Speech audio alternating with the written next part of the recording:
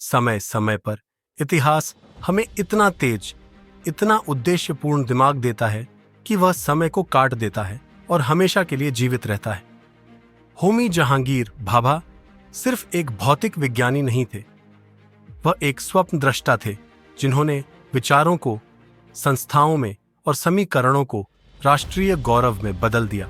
1909 में एक धनी पारसी परिवार में जन्मे होमी भाभा के पास सब कुछ था, शिक्षा, संबंध, विलासिता।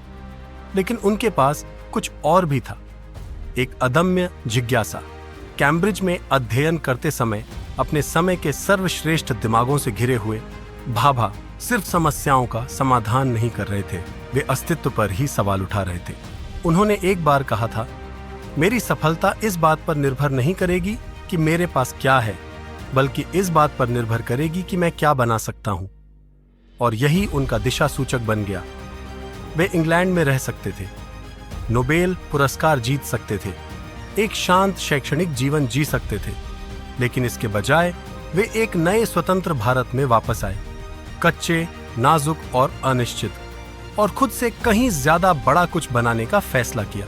ऐसे समय में जब भारत अभी भी दुनिया में अपनी जगह तलाश रहा था, भाभा ने भारतीय दिमाग और भारतीय विज्ञान द्वारा संचालित भविष्य की कल्पना की थी। उन्होंने TIFR और फिर भारत के परमाणु ऊर्जा कार्यक्रम की नींव रखी, जब कोई भी यह विश्वास नहीं करता था कि हम अपना रेडियो बना सकते हैं। लेकिन असली सीख यह है, भाभा अहंकार या प्रसिद्धि से प्रेरित नहीं थे, वे प्रभाव से प्रेरित थे। वे दूसरों के खिलाफ नहीं दौड़े, वे समय के खिलाफ दौड़े। और यह ऐसी चीज है जिससे हम सभी सीख सकते हैं। परिणामों से ग्रस्त दुनिया में उन्होंने दृष्टि पर ध्यान केंद्रित किया। शोर से भरी दुनिया में उन्होंने मौन को सुना, और हर पल उन्होंने पूछा, मैं इस समय का उपयोग कुछ ऐसा बनाने के लिए कैसे कर सकता हूं जो मायने रखता हो।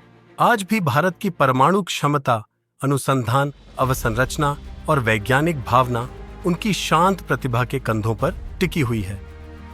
भाभा ने सिर्फ रिएक्टर ही नहीं बनाए, उन्होंने पीढ़ियों के दिलों में आग जलाई। अगली बार जब आप सोचें कि क्या एक व्यक्ति कुछ बदलाव ला सकता है, होमी भाभा के बारे में सोचें कि जब जुनून और उद्देश्य एक साथ मिल जाते हैं तो क्या संभव है।